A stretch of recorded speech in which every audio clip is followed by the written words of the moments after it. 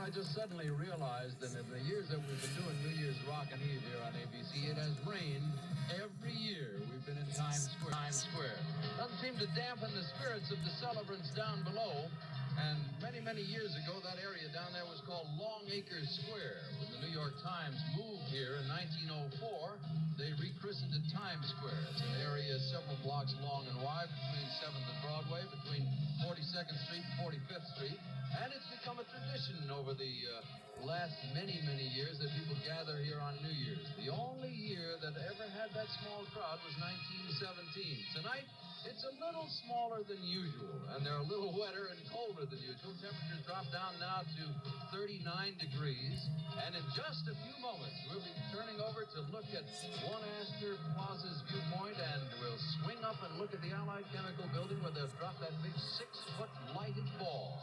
As it descends down a 100-foot flagpole, that will signify New Year's to an awful lot of people all over the United States and Canada. In the meantime, they're all huddled down there under the marquees with the noise makers and the horns, and the police barricades are up. It's one of the few times when you can walk in the street in Times Square, and you would really hardly ever know that this is a cold and very rainy night in Times Square, New York City. Look at them down. Wouldn't you just love to be there? You may say to yourself, why are they there? Very good question.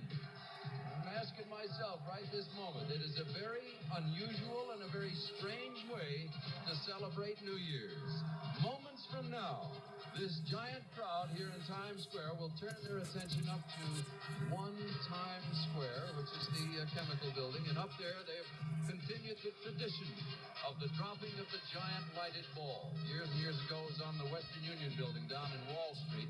When the Times moved up here to Times Square, they sort of appropriated the ball. It used to drop at noontime every day. Tonight, when it drops, it will signify the brand new year of 1976.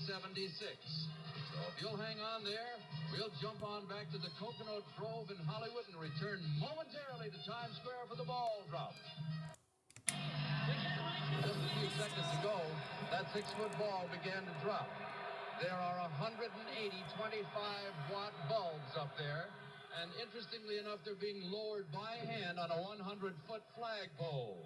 In just about 30 seconds from now, it will be 1976, and you'll hear a roar from this crowd in Times Square, a roar like you've never heard before.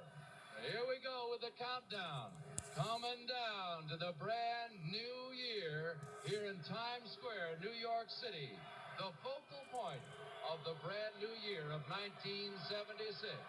Happy New Year's Rockin' Eve!